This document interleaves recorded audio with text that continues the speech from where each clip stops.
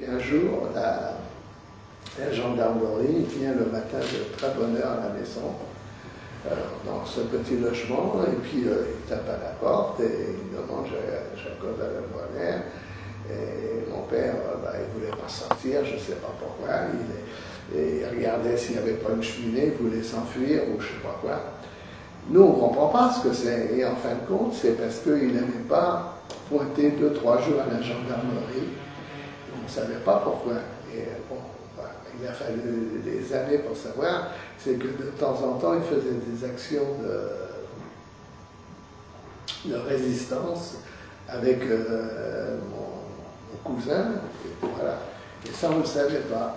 Alors, les gendarmes viennent le prendre en lui disant, comme il a déserté son travail, c'est à son travail à l'usine de soie artificielle qui l'ont dénoncé en disant que Jacob Adelbronner n'était pas venu travailler à tel jour. Bon, mais il doit être incarcéré au fort de Chapolies pendant 15 jours. Alors, au bout de 5-6 jours, ma mère me donne de la nourriture et je vais voir mon père. Qui est au fort de Chapolies et je lui donne la nourriture. Alors, moi, j'ai 11 ans, hein, mais bon, presque 12, puisqu'on est déjà en octobre. Et je lui apporte à manger. Et puis il me dit, écoute, la semaine prochaine, tu viens me rechercher parce que je suis libéré. Et 8 jours après, je vais le rechercher. Il est libéré. Alors je vais le chercher, je suis très content. Alors, entre-temps, comme j'ai été 2 fois dans ce fort de Chapolies, c'est carrément une prison, mais comme un ancien fort, c'est-à-dire ça ressemble à un château fort en petit, c'est-à-dire pour accéder jusqu'à l'endroit où il se trouve, il faut traverser une cour avec plein de gravillons. Alors dès que vous marchez, même si vous marchez pieds nus, voilà, c'est-à-dire encore qu'une personne voudrait s'évader, on l'entendrait, quoi. Voilà. Alors j'arrive où il se trouve, c'est-à-dire il se trouve dans les sous-sols. Alors j'arrive, et puis je vois, ils sont tous avec des autres, il y en a qui jouent aux cartes, mais vraiment ils sont gays, c'est exactement comme des prisonniers de guerre, voilà, ils ne se rendent pas compte vraiment du danger ou quoi que ce soit, quoi. Alors la deuxième fois que je suis venu le chercher, je repars avec lui, rue Pierre-Loti, 14 rue Pierre-Loti à Villeurbanne, et alors c'est là que malheureusement c'est là que ça dégénère et que c'est le drame atroce de toute notre vie. Alors on arrive dans la cour de la rue Pierre-Loti, c'est une cour comme ça, et le petit logement se trouve en face, au premier étage, sur un balcon. On arrive, on ouvre la porte, il y a 3 personnes à la maison, qui avaient investi déjà le logement depuis peut-être 9h du matin, peut-être plus tôt. Et moi j'arrive avec mon père, il devait être pas loin de midi. Et ces 3 personnes, c'est 3 personnes de la Gestapo.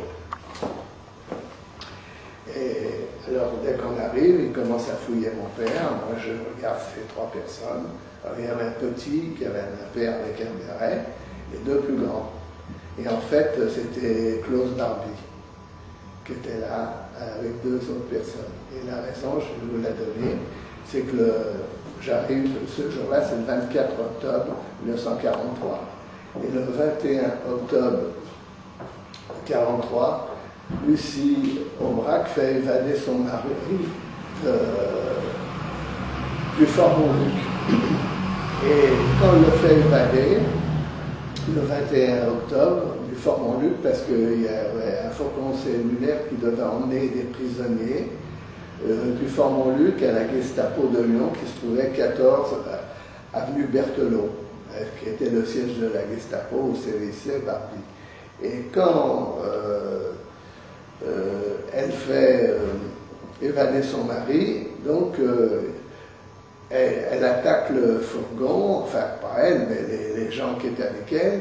Il y a le conducteur qui est tué et son mari sort du fourgon. Et puis il y a des jeunes qui sortent du fourgon en même temps, qui en profitent, mais qui se battent, qui tuent un Allemand.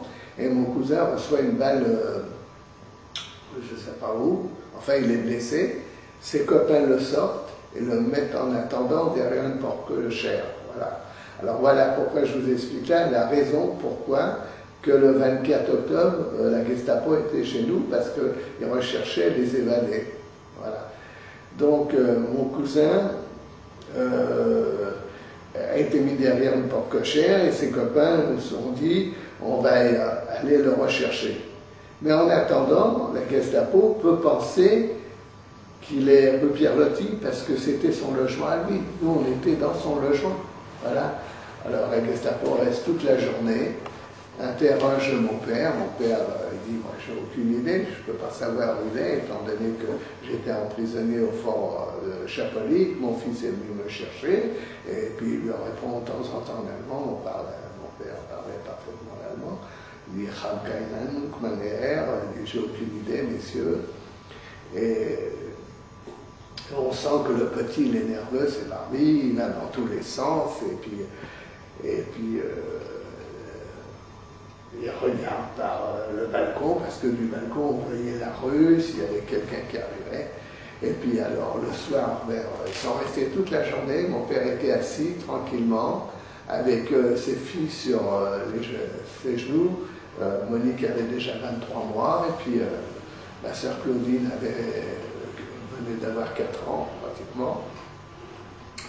Et d'un seul coup, dans la soirée, vers je ne sais pas, 18h ou 18h30, il se met en colère et il dit à mon père, en français, il dit en France, si tu ne me dis pas en le tutoyant, au boulot et chaudrette, tu seras fusillé dans les 24 heures. Alors moi j'entends ça, je suis un gosse, je vais avoir bientôt 12 ans, je rappe un mal de ventre terrible, et je ne peux plus entendre ça. Je me suis dit, c'est pas des paroles en l'air. Et puis en plus, quand il a dit ça, il a sorti son revolver pour me le montrer. Et moi j'ai été traumatisé à ce moment-là, et je suis rentré.